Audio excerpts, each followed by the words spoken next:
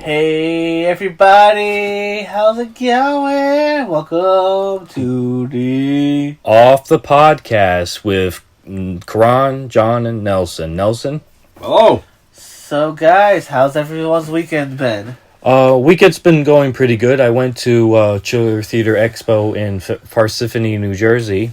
Met the great SNL writer and Conan O'Brien writer Robert Smigel. Who's Triumph? Who's Triumph the Insult Comic Dog. Let me tell you about this. Are you want me to poop on you? Exactly. Nelson, what about yourself? I got to see John Wick for the second time. And been working really hard at Panera, of course. Mainly truck duties on for only Fridays because our truck got quit. So it has been intense when it comes to doing truck duty. But How come you quit?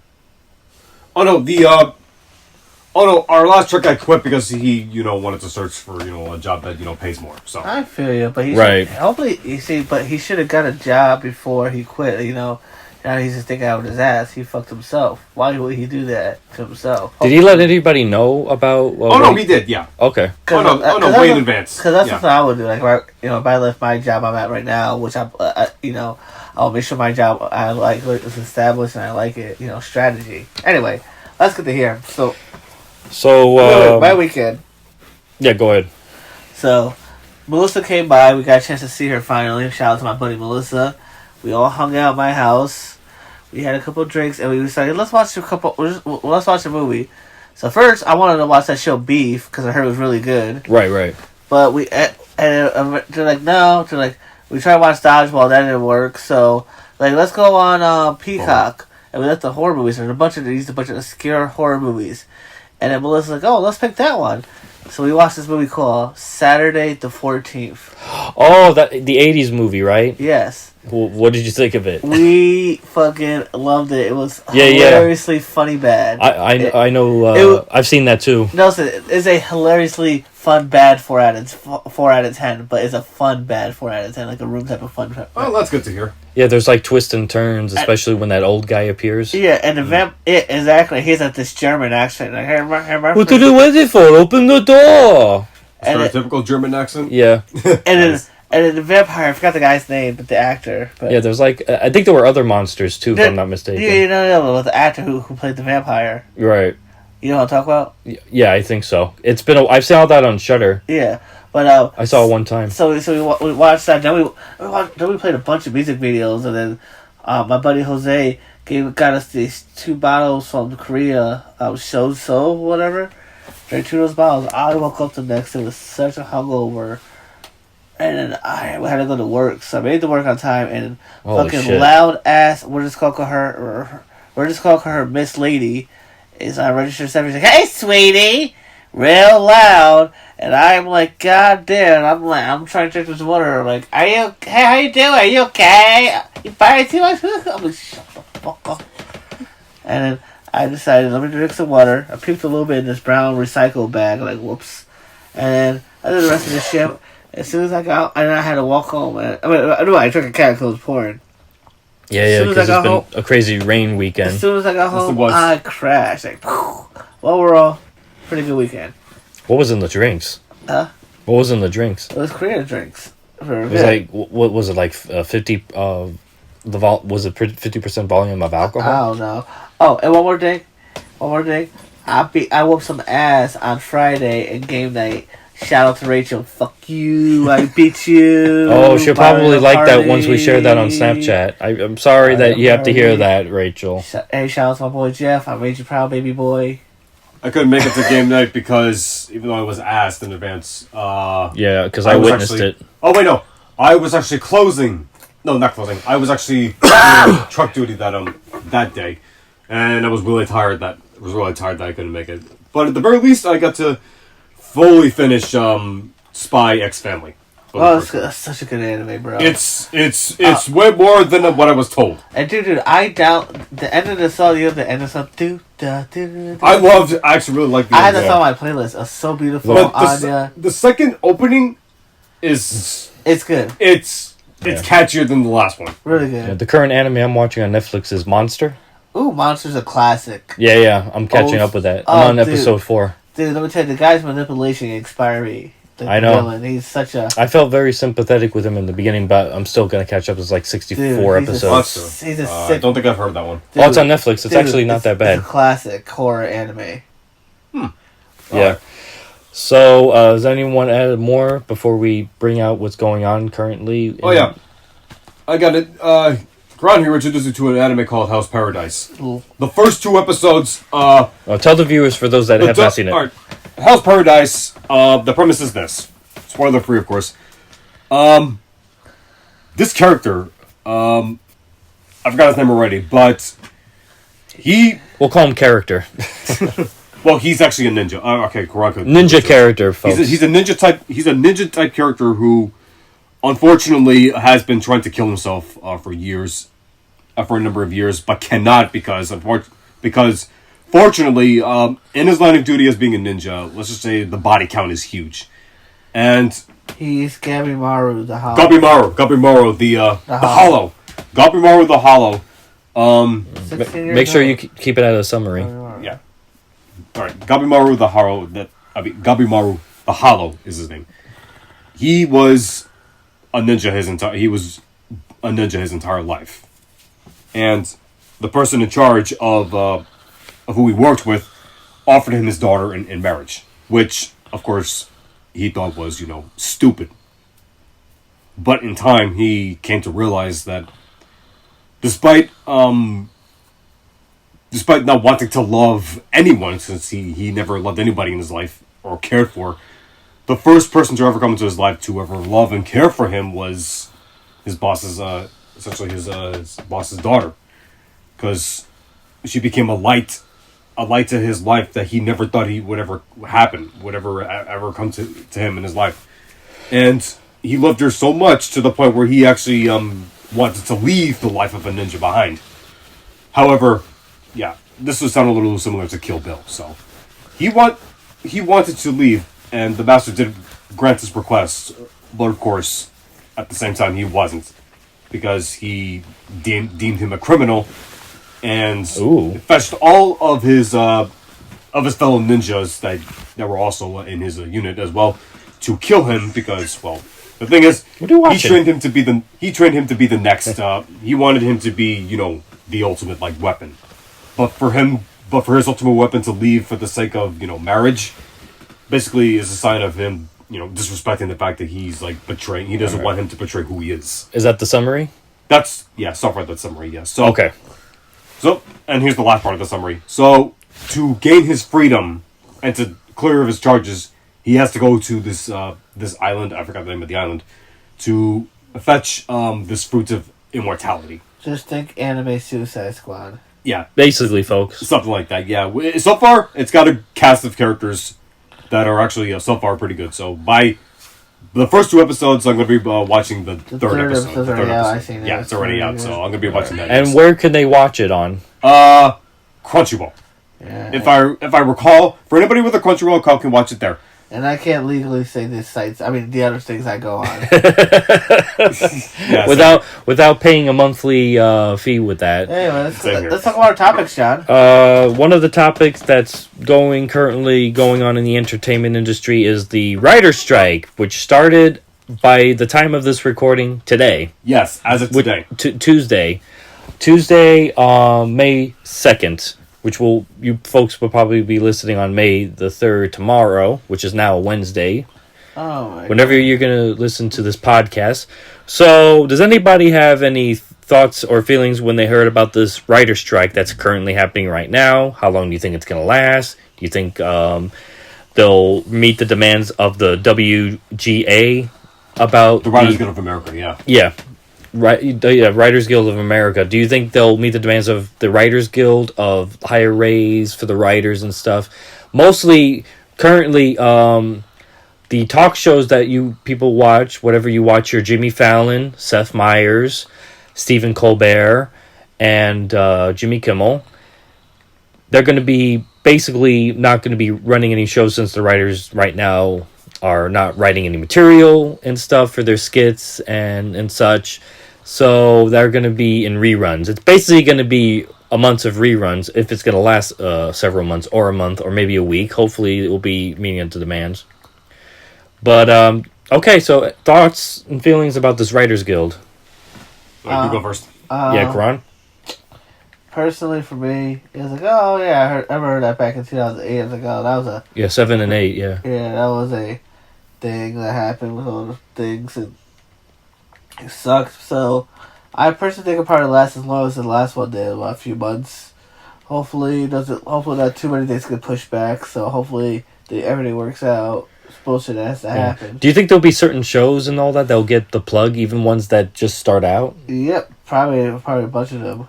Yeah, because there has been shows and stuff in the past. This one also happened in 88 and 1962, where some shows that started or shows that lasted longer. Of course, SNL probably is not going to end after the strike, because this is like its second...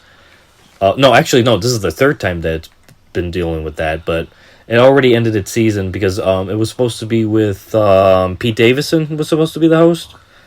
He has to wait a season, either by September or October, but we'll see how long the strike. Nell? Yeah, my thoughts on the matter is, given how Hollywood has been running, the entire entertainment industry has been running the show recently within the past 10 years, it's not been good.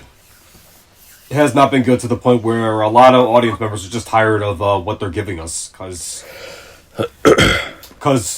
it's one thing to put in a lecture in the background of your film, when it's always fine for that, because if it doesn't take up the whole film, and if you want to get your point across by leaving a subtle reference to it, and if someone catches on through multiple rewatches, if not the first time, they'll credit that person for it. And why do you think we need writers for our programs and such? We need writers that not only have the knowledge of whatever project they're going to be writing for. We need writers that are also, if they happen to be fans, hey, good on them. But we need writers that are not just competent enough to handle the job, but they need writers that know their priority on what to do for the job. And hopefully they need to surround themselves with individuals who are willing to work together cohesively and coherently to make sure what they come up with flows smoothly enough with what they're coming up with in order to keep audiences engaged. A lot of that, or at least that's how it used to be in the much earlier days. Although worse to the point where, I mean, yeah, you're gonna have your ups and you're gonna have your films where it's gonna be received good, it's gonna be well received, or received badly. However, like I said before, within the last 10 years, it has not been great, because Hollywood just recently keeps hiring these writers who, to me, well, actually everybody knows this, that come up as self-absorbed, and Hollywood's best IPs are, to me, well, actually to everybody else, we all know this to be true. A lot of people that they're hiring, these writers in particular, that claim to be fans of the biggest IPs that we know, just keep self-inserting their, not just themselves, but inserting their views on the world into IPs that are supposed to be forms of escapism for people for everyone to enjoy, to enjoy just for a couple hours before they have to go back to their regular daily lives. Because, well, life is complicated nowadays for everybody, every day. And sometimes we have our good days and our bad days, but when you're down in the dumps, sometimes you just gotta watch a good movie where you just want to be absorb yourself into a different world. Okay, try to cut it short to what you're getting to the point. Yeah. The point is, a lot of writers a lot of the writers that they're hiring just have not been.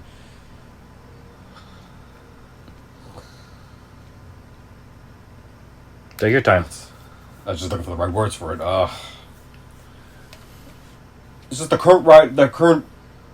the heads of these IPs that are hiring these writers for reasons that don't help the IPs become better through honoring its legacy. The writers that they're hiring, at least these days, do a disservice to them. And audience members are tired of the disservice to IPs that they've enjoyed throughout their lives. And we're hoping to show to the next generation. So you're not happy with what certain writers are doing? Yes. Because currently the writers, whenever they say that they're a fan of something, and when they want to create something to interject into that IP, involves a lot of. But this is in regards of their strike, though. It's not regards of quality. Okay. Oh, I'm sorry. No, it's okay. All right.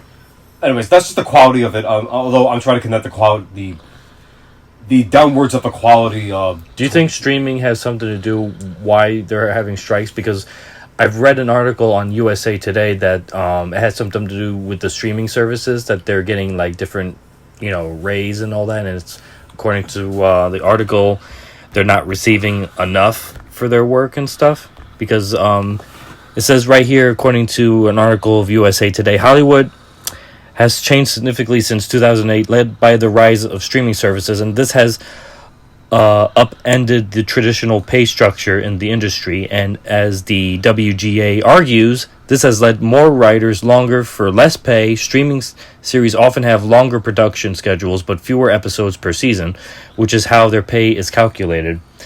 And to wrap it all up, at the same time, the entertainment are seeing financial losses, cutting jobs, because this happened a lot. I've noticed when streaming became a thing that there's been layoffs and all Cutbacks, that. Yep. Yes.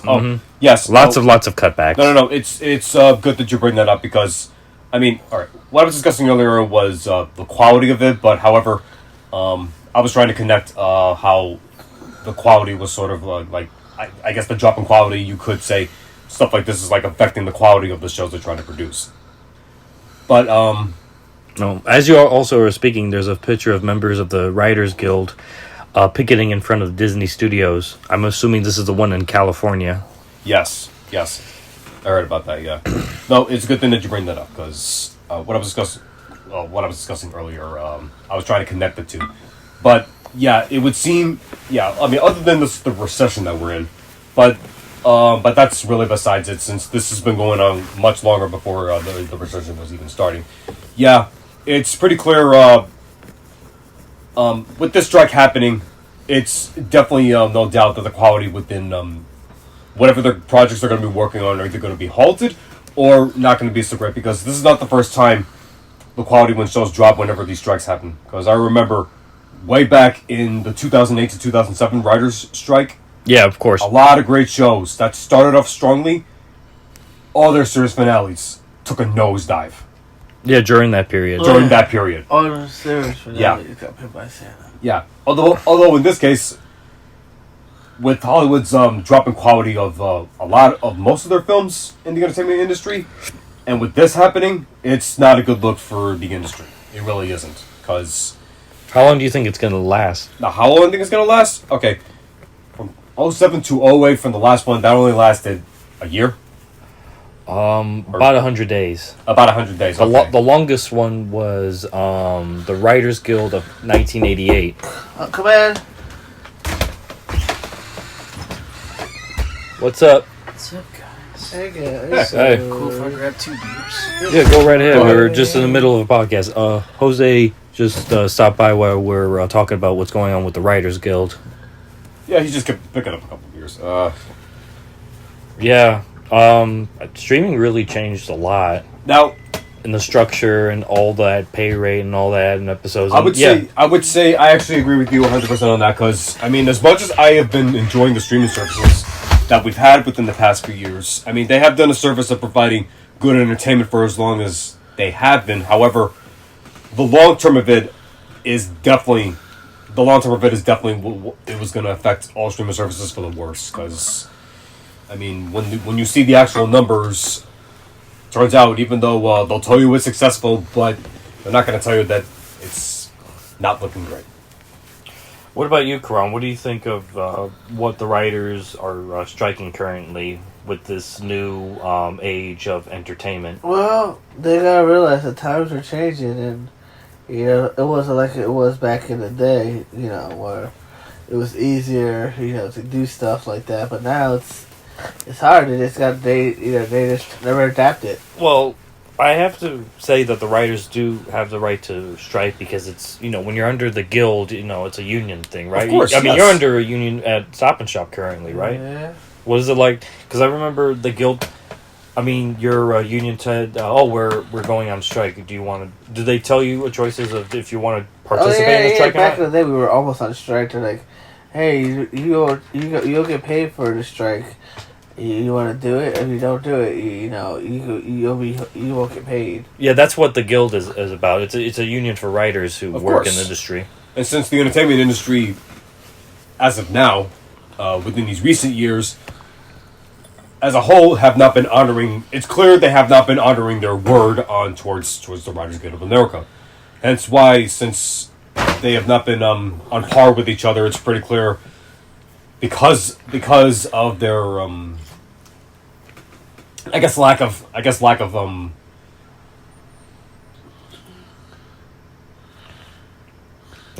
of commitment. Their lack of commitment to keeping their promises to them, since they are in the guild, and because they haven't honored those promises, has led to this strike, and they have every right to. Honestly, though, regardless of what they work on. Yeah, but which of the properties have you been disappointed with the shows that you've been watching? Particularly Netflix. Which shows? Netflix and HBO Max. I would mainly say those first two. So, but I'm gonna start with Netflix first because they've produced a lot of great shows. They still have some good shows there, but there's been a huge a lot of bombs when they just outright cancel a lot of good shows. What are the shows without giving too much away of so starting with Inside Job, right? Inside Job. What's your keep going. Inside Job. Cuphead. Well, there's not been official one, although there's not been official one on that. Although they haven't officially killed that one. They said if it keeps receiving enough viewers, and I have good faith in the fans because it has a large fan base, so maybe there'll be hope for that one. But Inside Job and there's been another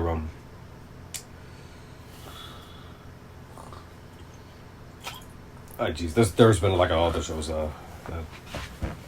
So what is it about like Cuphead and Inside Job that gives you that type of what is up with the quality that you see?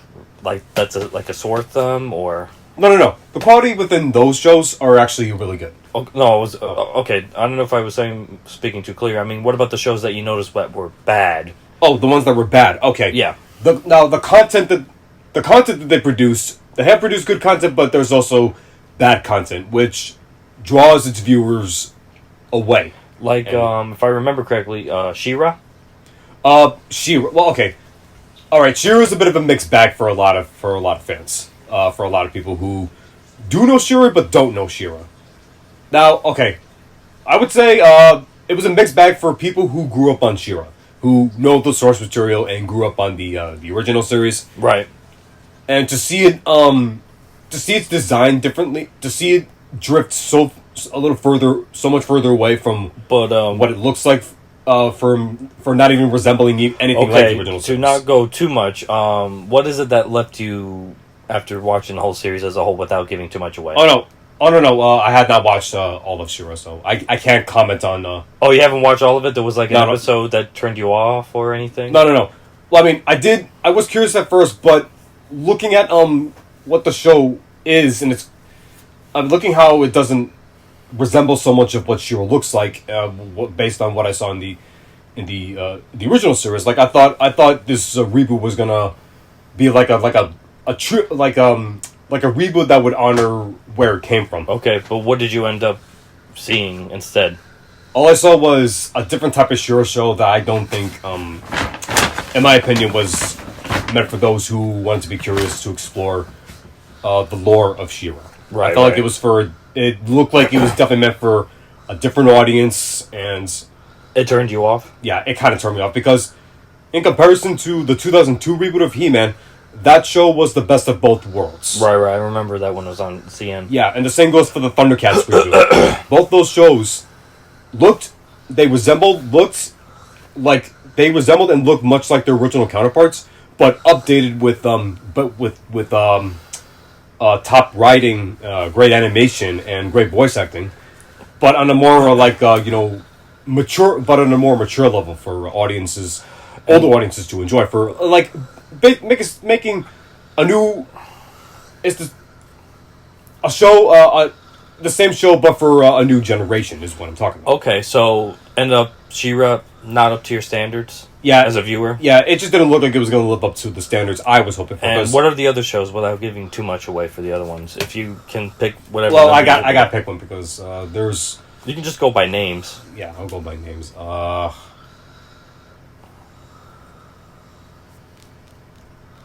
just gotta remember. What are the shows that were you disappointed by on Netflix lately?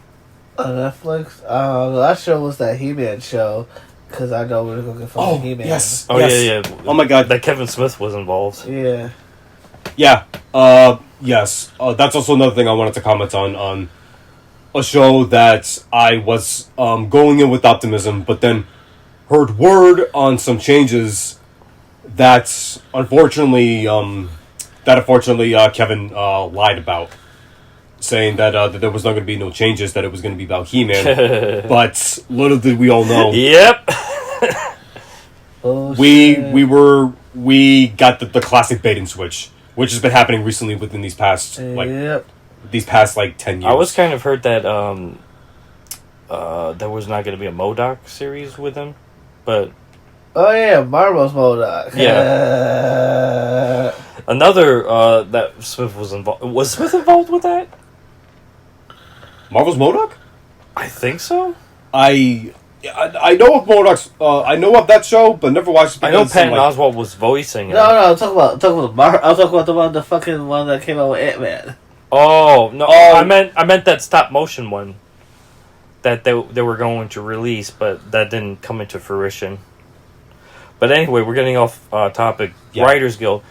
Not only with the writers that you mentioned are getting the shit boot and they have to strike, but the good writers too, like that show we saw, Bear. Yes. Yeah. Who knows how long the strike's gonna last to interfere with the shows for the summer? And that's one of the shows in the summer. Exactly. Yeah. The point is, this is the huge F up for Hollywood, and not just Hollywood, just the whole entertainment. The whole entertainment industry in general. Yes. Not just I don't give a shit about Hollywood nowadays. Anybody that mentions Hollywood, I was like, what's good about Hollywood?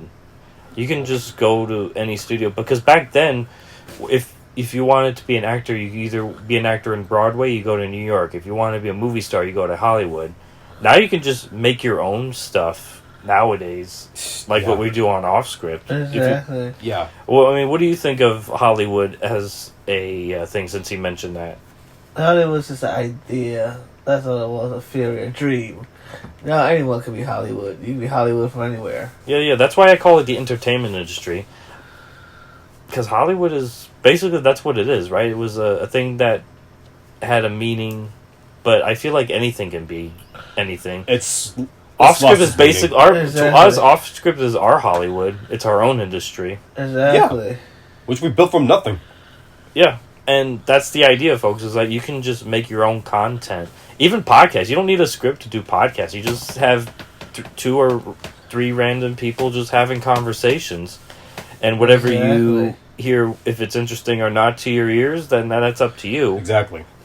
And maybe some video content to go with that, but that's just beside the point. Facts. You do you. Do what makes you happy. Fuck with the haters. So what do you think? I know you're not a writer, but what do you think as yourself as a content creator and stuff when it comes to like deadlines and not being part of like a guild or something?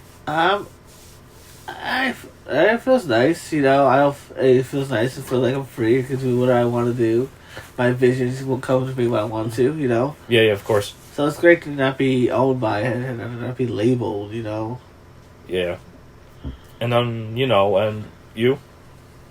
No. I'm grateful that we operate within our own accords. Yeah, and then we have like deadlines, but not like specific deadlines, specific things, because quality comes first, and you know, you just have to make sure that like what I do is that I edit a video and then I try to see if there's like any glitches and sound stuff that needs to be fixed before I share it publicly and all that.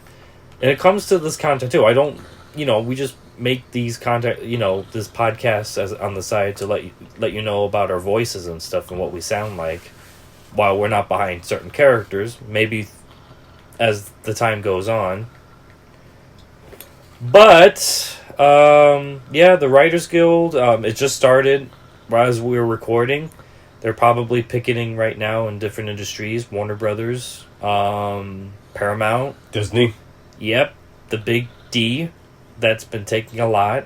One too many, to the point. One too many, if you ask me.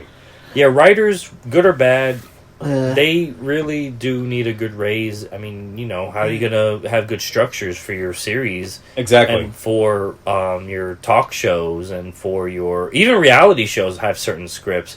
They probably have, like, sentences where a scenario is going to go down in a certain scene when drama comes. They say there's no script, but I don't believe that. Exactly.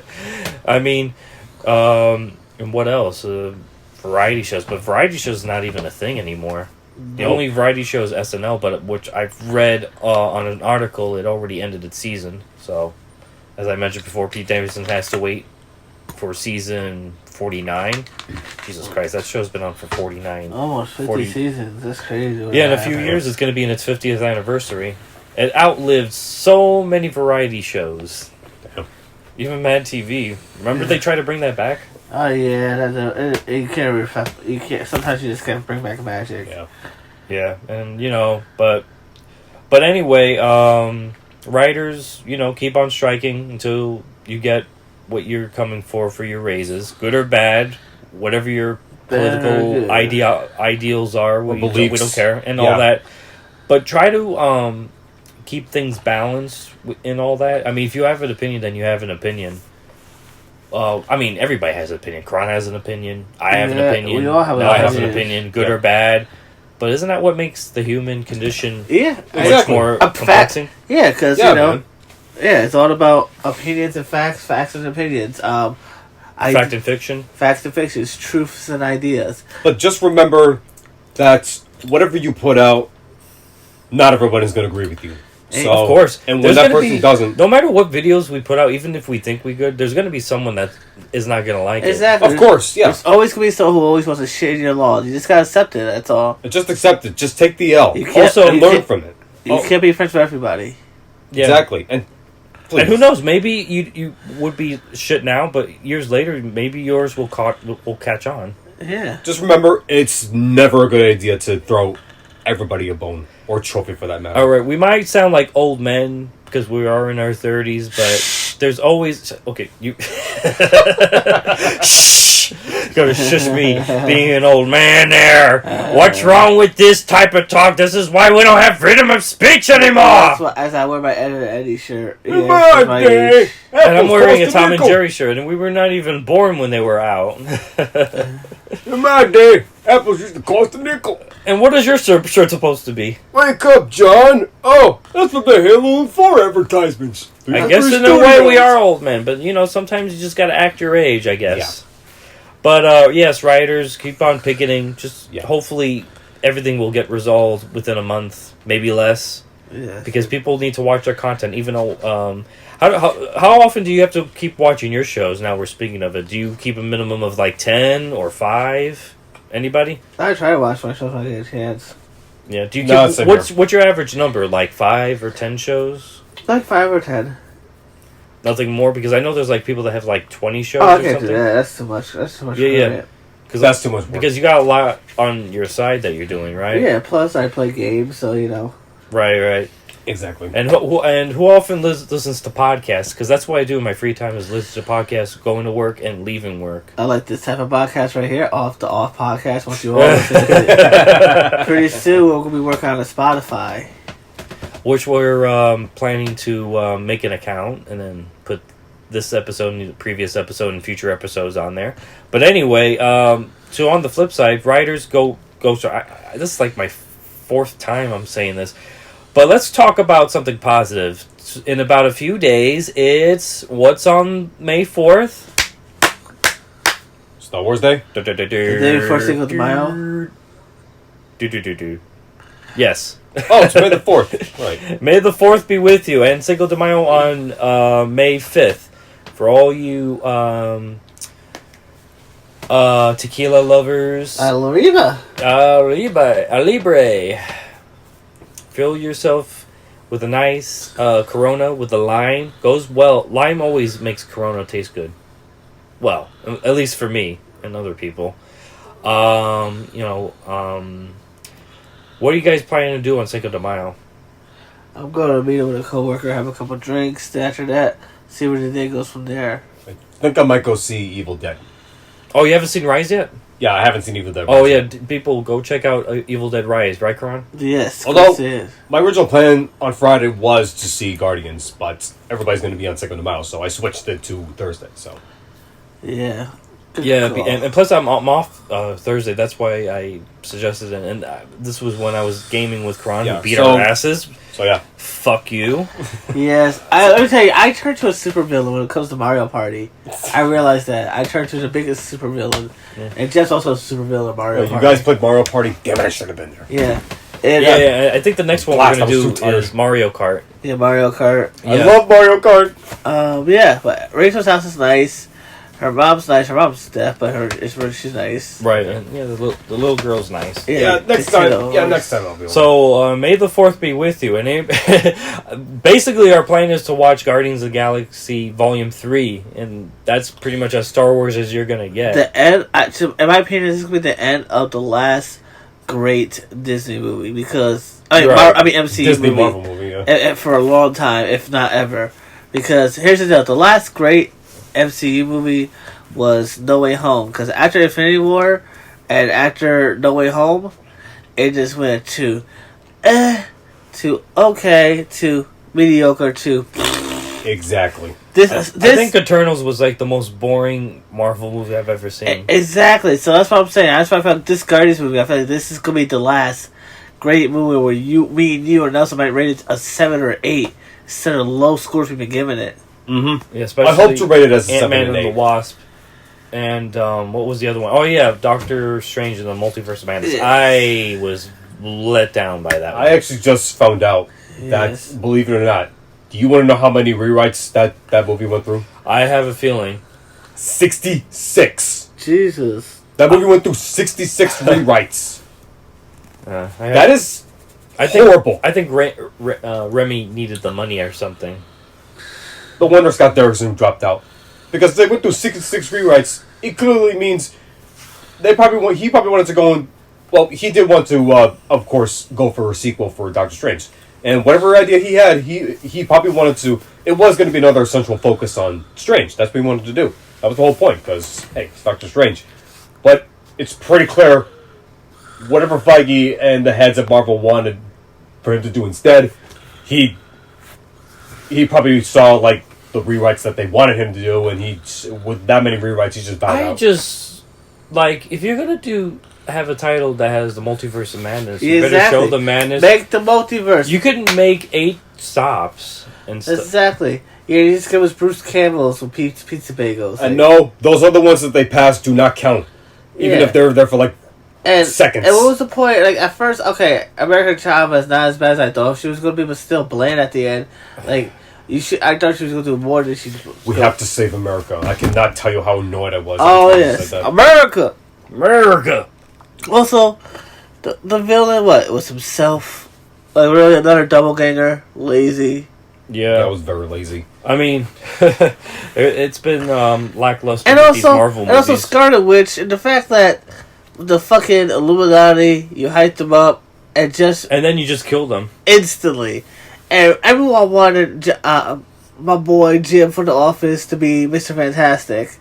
I think it would have been cool if they killed like 2 or 3 characters, but all of them. I'm going to be honest. So Professor X died again. Yeah. I'm going to be honest. John Krasinski, I never ever saw him as Reed Richards. What?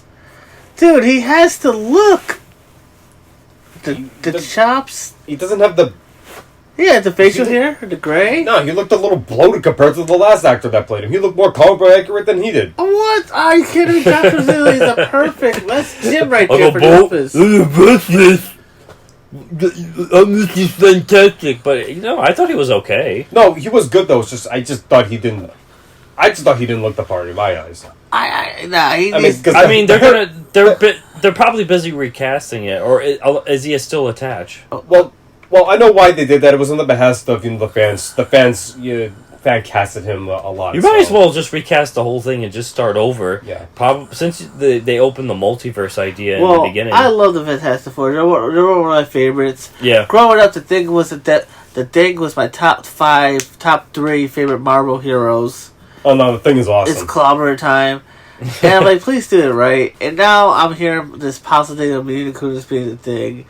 And I'm like, I laughed my ass off at that. Don't make me sick to my stomach because it's like, it's just the fact like you're already doing it. Or you already started the whole. We're gonna switch this up, change this up. I'm like, no, no, just keep it out as fucking is because us Fantastic Four fans has been fucked over for years. All right. Yes, I take it that you were a Fantastic Four fan of the '90s version or 2000s version. 90s version. Roger Corman. The 90s cartoons, I used to watch them all the time. The other one, yeah. Oh, that one, not Roger Corman. Yeah, the 90s cartoons, and then right, and then eventually. Let me tell you, Sean is going to tell you, I played the Fantastic Four video game. Yeah. I watched that original Fantastic Four movie like 20,000 times. The one with, Captain America as Johnny Storm. Speaking of an X-Men fan, that's from the heart. Yes, unpopular opinion, I did not like Silver Surfer, though. I still have not seen it because... Oh, the show? Silver Surfer? No, the movie. Right. Oh. Well, the sequel that came after. Yeah, because... I seen it once. And hell... I still have a soft spot for the first time.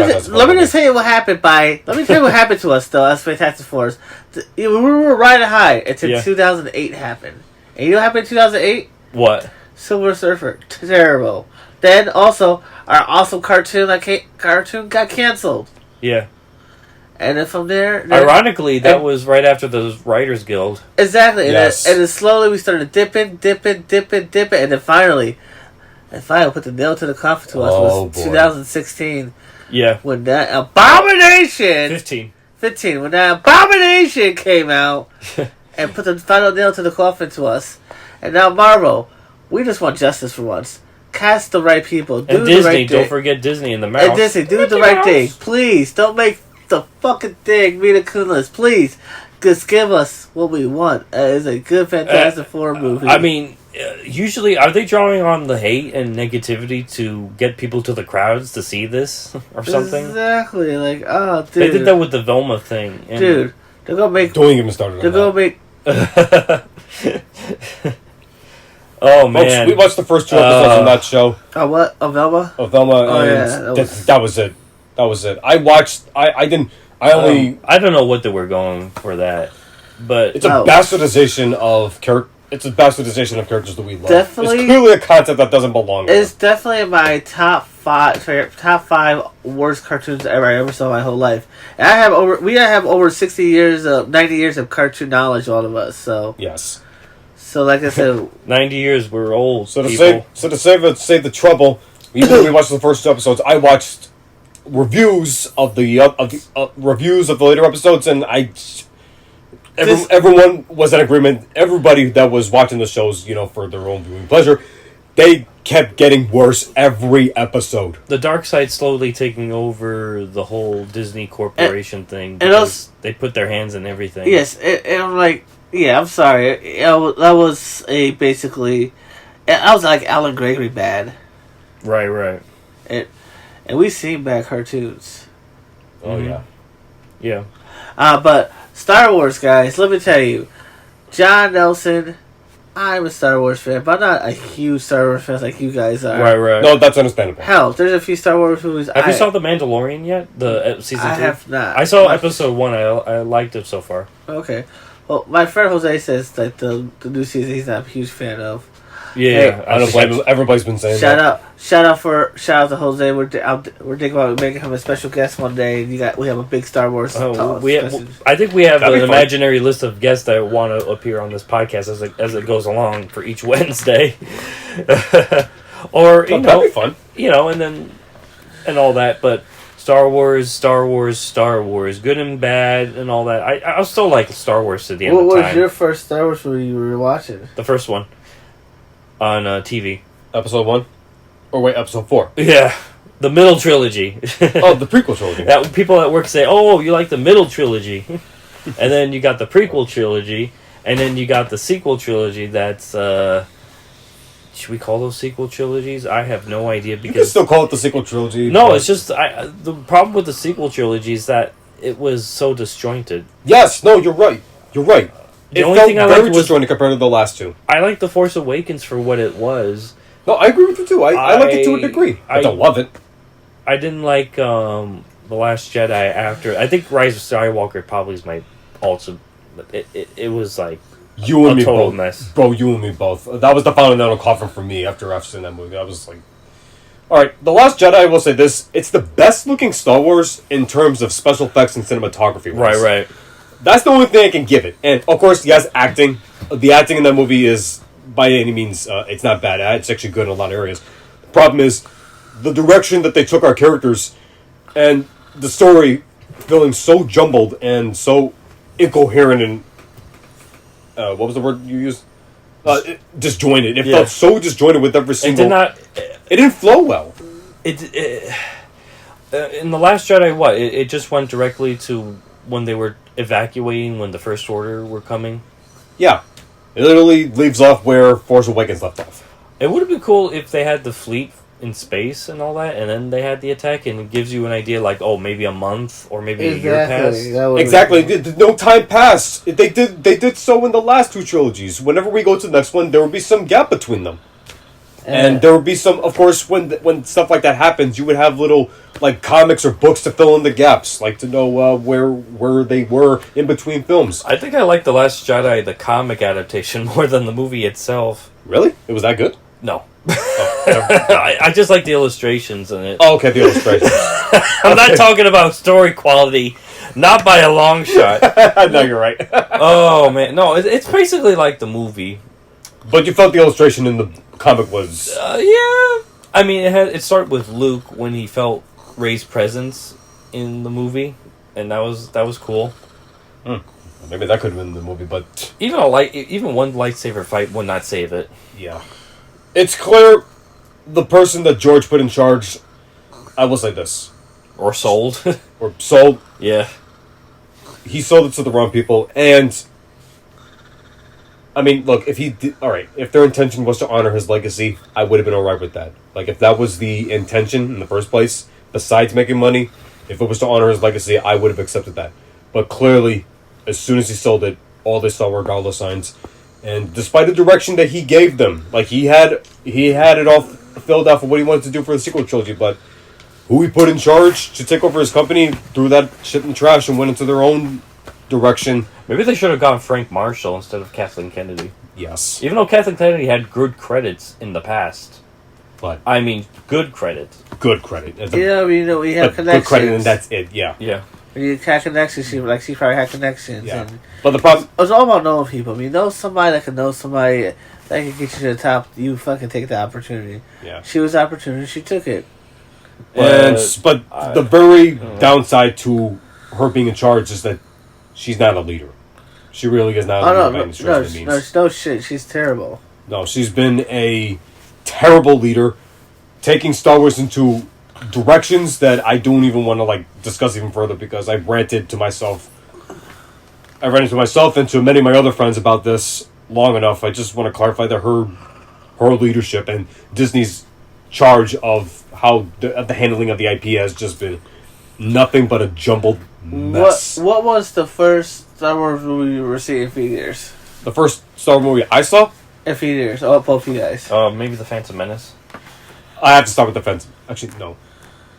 I think you saw... Actually, no, yeah. It was the Phantom Menace for me. That was my introduction to the Star Wars. The first Star Wars movie I seen the Phantom Menace, but at home and stuff like that. I remember the first time I saw Star Wars movie theaters was the episode 3. Oh, Revenge of the Sith. Oh, right. Everybody, so that was what those hype. talk about of 2005. I That cannot- was so hype. I cannot tell you how magical that year was when I saw the movie, because I remember before its release, they had the posters in the theater. They have Yes, I they would remember have Luke posing with his red lightsaber, and in his cape is the silhouette of Lord Vader. I remember when going into that theater, there was a huge lineup of fans dressed as Star Wars, cosplaying as Star Wars characters. I cannot tell you how magical that felt. Was it more magical than Force Awakens? Or Force Awakens almost had that feel? It almost, at the time, because I just wanted to know where they were going.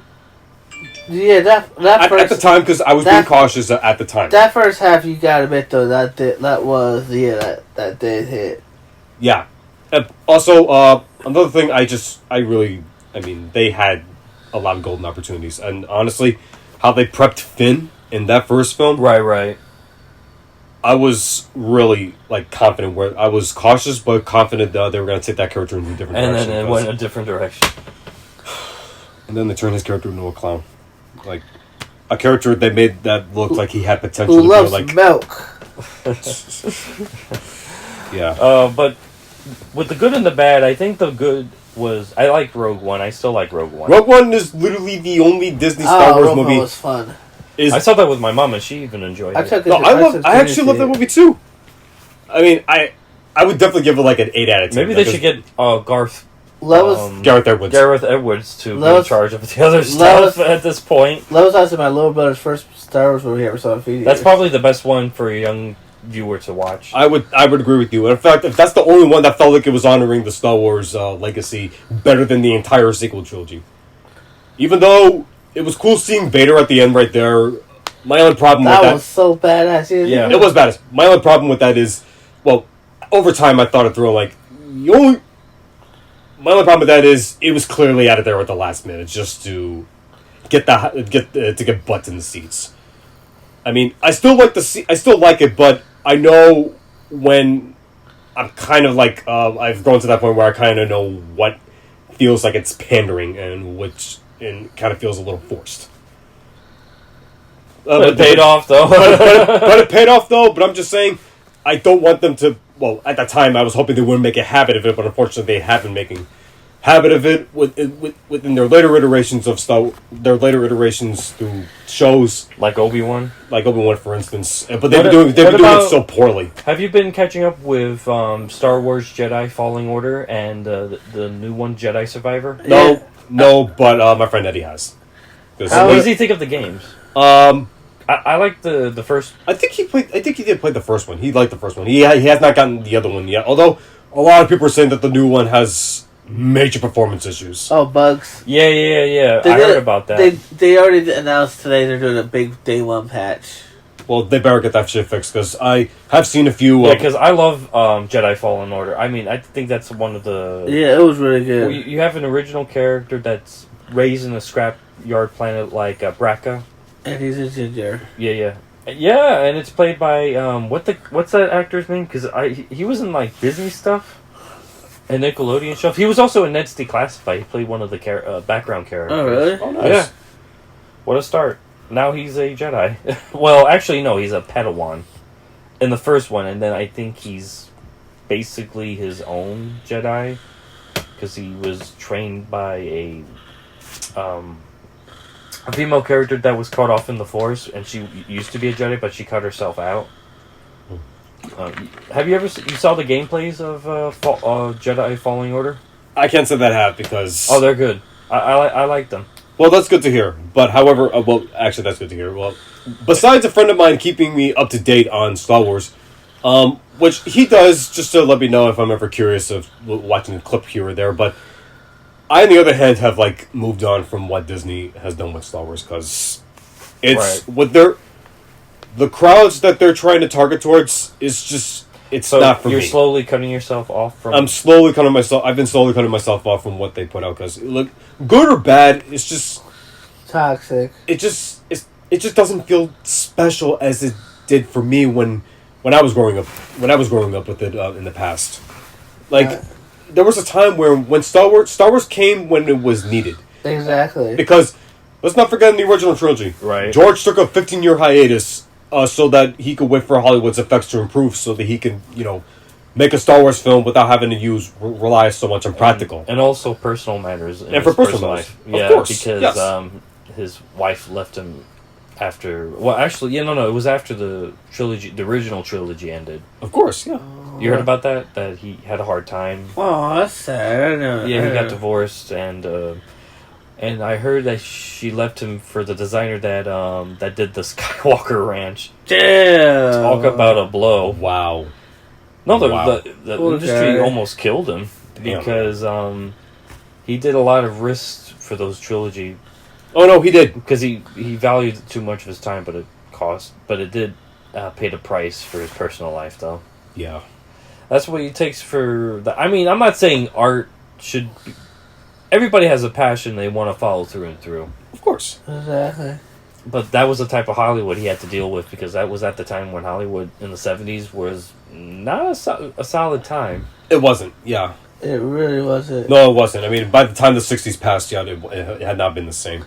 The age of the I golden think era of Hollywood probably ended. we've entered another one. Right now it's with streaming and now everybody is just going out of control. Yes, exactly. More so than Hollywood could ever handle. Let me stream this and stream this, and let me not communicate with you for this and this. It's crazy how the world works now, guys. To end off on my view on Star Wars, it was special whenever it came around and needed to be, because it took a break from after the prequel trilogy. Even it took a break from then, and well, of course we had the expanded universe, and we had the shows that were keeping the legacy alive, but not to the huge The Clone Wars. the Clone Wars And TV series. If you want to save your breath on the sequel trilogy that Disney put out, I recommend you read the Thrawn trilogy. I think you probably will have some enjoyment of that. My friend Eddie has been like very big on that, and based on what he's told me about the details in the book, it's just beautiful. You heard about the crazed Jedi Master Sabayoth? No. Ooh. He's a clone Jedi.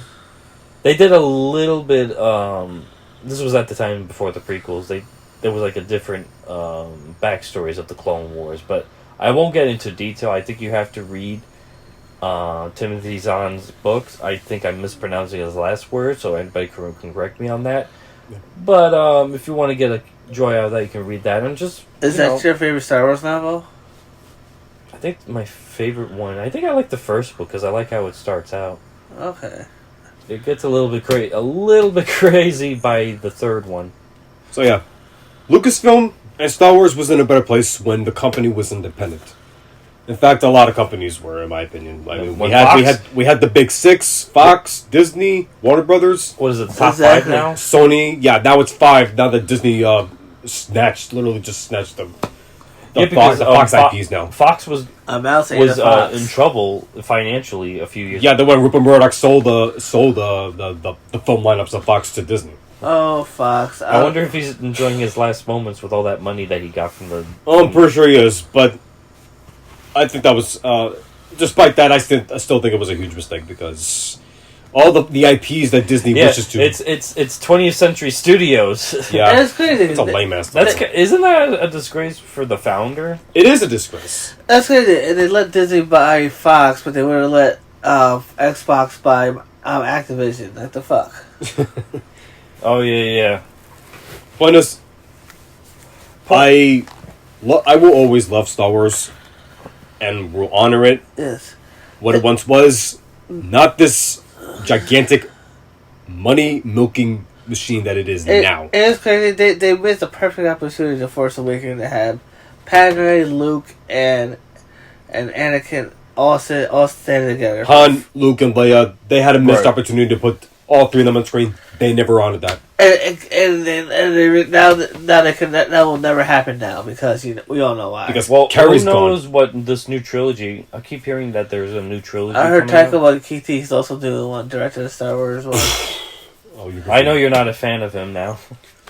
I mean, All right, look, he does have his moments. I do like Thor Ragnarok. Although I have yet to see Jojo Rabbit, so I still must check that out because you guys said a lot of good things. But you're not about a it, fan of how he talks to the fans? Yeah, I'm just not a fan of how he talks to the fans. I think he's very full of himself, and honestly, I don't like how his movies also come up as just straight up like.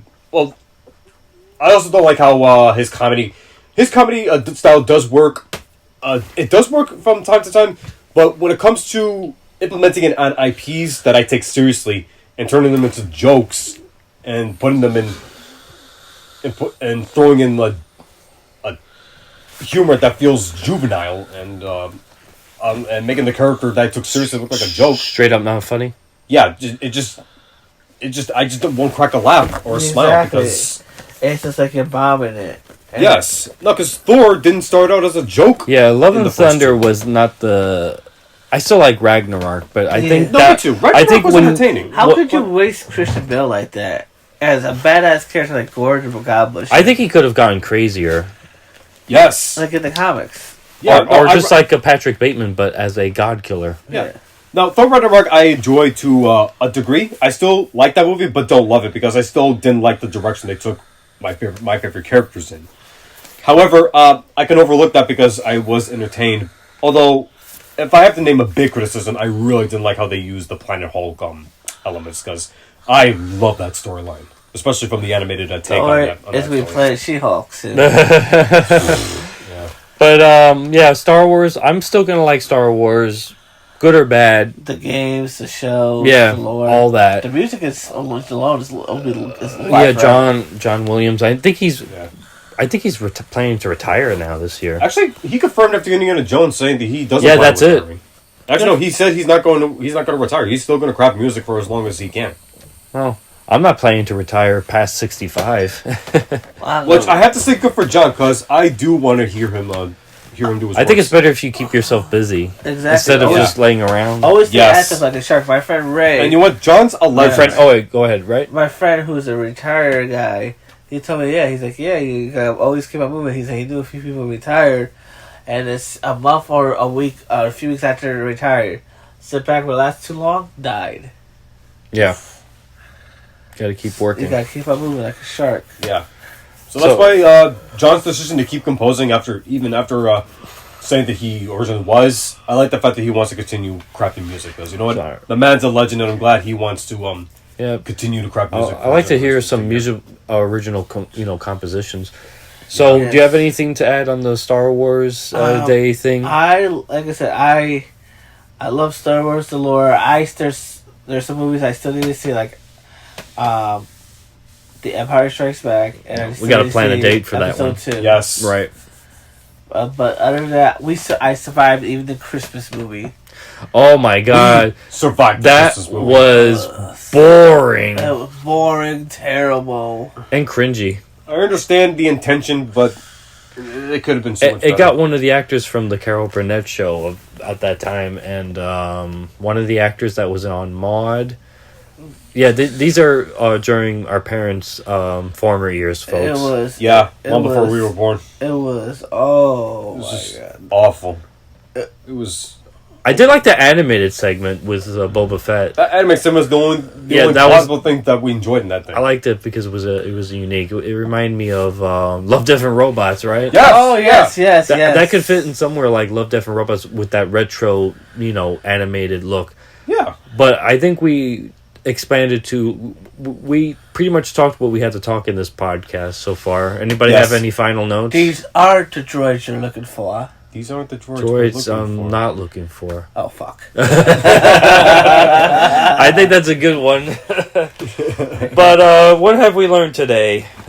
We learned a lot about the shit. We learned a lot about ourselves.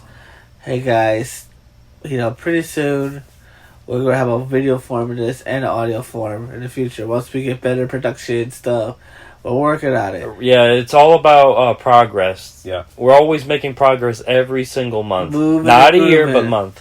Yeah, we're like Yeah. I mean, basically, we're starting off with audios, and then we'll do audios and video for both days. Exactly. I think that's how it should work. Exactly. So, like, let's say there's a certain friends couple I want to invite over to the show. So, when I do this, you know, it might sound like I smacked someone in the ass, but I didn't. Oh, well, we can add that type of sound effect, too, for After Effects. I mean, basically, if Howard Stern can be having this type of thing, I mean, he has his own podcast, too. He's catching up with the podcast thing. Word, but we weren't trying to get to Joe Rogan. Let me stop. We don't know one can get to Joe Rogan level. This guy is a podcast goat. Yeah.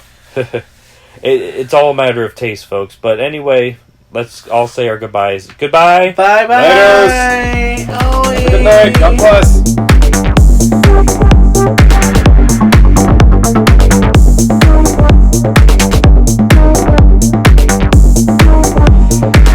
This podcast was originally recorded on May 2nd, 2023. Your co-hosts were Karan Cassiano, John Yeager, and Nelson Guerrero. Audio recording and sound editing by John Yeager. Original remix by DJ JJ. Thank you for listening.